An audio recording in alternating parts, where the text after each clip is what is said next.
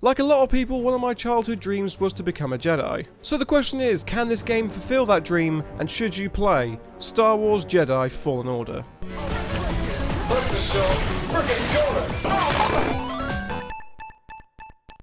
Star Wars. I mean, what more can I say that hasn't already been said?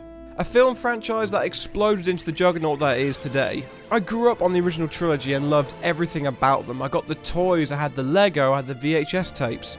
And when I was 8 years old, episode 1 came out in 1999, and I loved that too.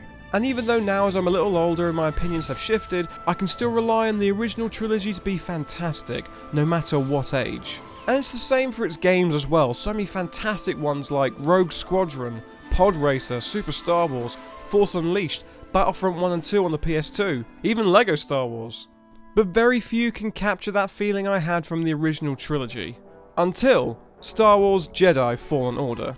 Developed by Respawn Entertainment, the same guys behind Titanfall and Apex Legends, was released November 15th, 2019. And I gotta say, I really enjoy playing this game despite a few flaws. So, what is Jedi Fallen Order? The game is based around a young Jedi Padawan called Cal Kestis, who's gone into hiding several years after the Purge of the Jedi, or Order 66 as I'll call it. And after Cal accidentally gets discovered, he becomes the prime target of this group called the Inquisitors. And as you try to escape, you stumble across a couple of friendly people with a really cool ship, and you're also joined by your sidekick droid called BD-1. Together you travel around the galaxy, restoring your Jedi powers and stopping the evil Empire. It's actually a really interesting story. I could believe it coming out as its own separate film in the series. Cal as a character is really interesting. You can tell he's been through a lot by his scars on his face and flashbacks we get as the stories go on.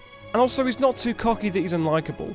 He's sincere and clearly wants to do well by everyone, which makes him an endearing protagonist. Even our main antagonist, called Second Sister, which I think is a really weird name, is a really good bad guy, and I'm always intrigued to find out who this is and what became of her. I won't tell too much more of the story, but it's really good with an excellent ending you won't want to miss out on.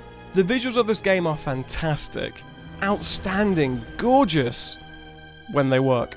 This has captured that feeling from the originals, and you can tell it's inspired by Rogue One, which was a brilliant film in the series. Everything looks the part and you feel like you're in the universe of Star Wars. The lighting effects are stunning and the lightsaber looks so cool every time it's on screen. Enemies are detailed well and feel like they have presence everywhere you go. It's overall a fantastic looking game. But where it counts is the gameplay. It's a sort of Dark Souls, Castlevania, Uncharted sort of game. Cal controls pretty well and is pretty fluid in the controls. However, the lightsaber fights require more patience than I was expecting. You can't just run into a fight. You need to stop, block, and parry and think about your surroundings and who you're up against. It's definitely a better playstyle to establish the Jedi aren't invincible, and actually it's all about skill and clever timing on when to block, avoid, and when to attack. If you think all you're going to do is attack in this game, then it's going to hit you back really hard.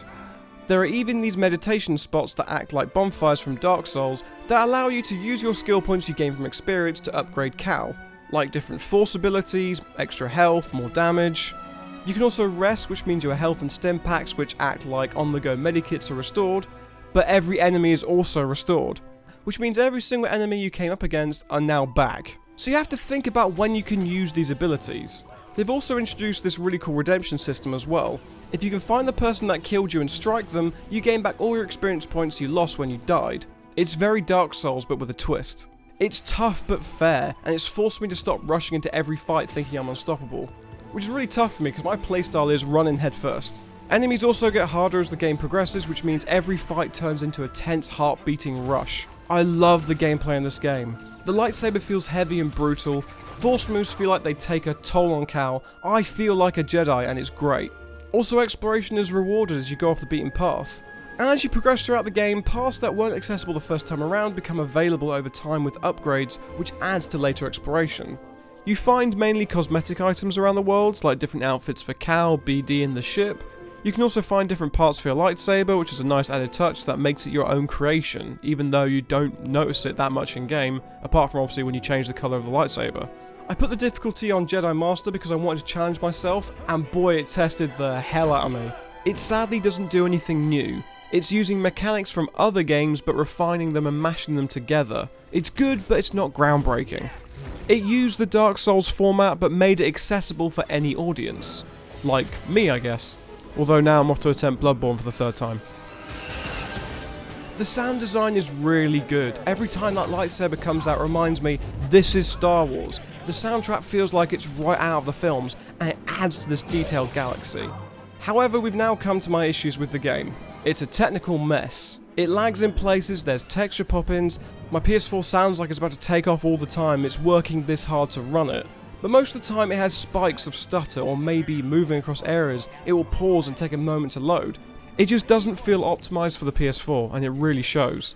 I haven't tried it on any other systems though, so I'd be interested to see how it does on PC, and it's a shame as well because if this game played really well throughout, it'd be a 10 out of 10 for me. I can overlook the technical issues because everything else is done so well. I mean, I enjoyed the story so much, the gameplay was always fun, I was always interested to progress further. It took a fair few hours to get platinum, but it was overall quite fun. Just a lot of backtracking to find the collectibles. But I will say it was a great excuse to keep playing it. But I've really enjoyed playing this game. With its fantastic story, beautiful visuals and brilliant gameplay, I've loved everything about it and will be going back to it as soon as possible. Star Wars Jedi Fallen Order. It's a game you should be playing. I doubt I'm doing this game any justice, but just go play the damn thing, you won't regret it. So there you go, what do you think of my opinions? Do you have opinions of your own? Then please let me know in the comment section below. If you enjoyed the video, make sure you give it a good thumbing. Also make sure to subscribe to the channel as well to see more videos like this coming out very soon. Either way, thank you very much for watching. My name is Rich and may the Force be with you. Ta-ra. Before you go, I've also got these other videos as well for you to check out. Go on, check out one of these links. Go on. Give in to your anger and do it